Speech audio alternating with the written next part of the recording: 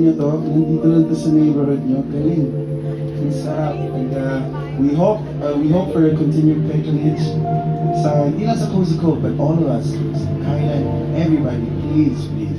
Talagang importante yung support ninyo. And it's because of your support that, just like them, we are very busy finishing a whole bunch of new songs for you guys.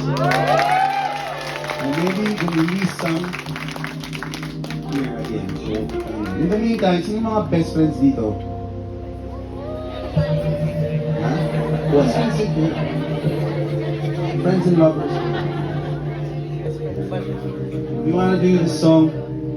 It's a new song, right? Yep. So, para to sa mga yung sitwasyon na alam niyo pa, may best friend kayo pero iba na yung pagtingin niyo sa kanya. Oh, galit na kayo. Kasi gusto niyo siya. Type niyo pala siya. So.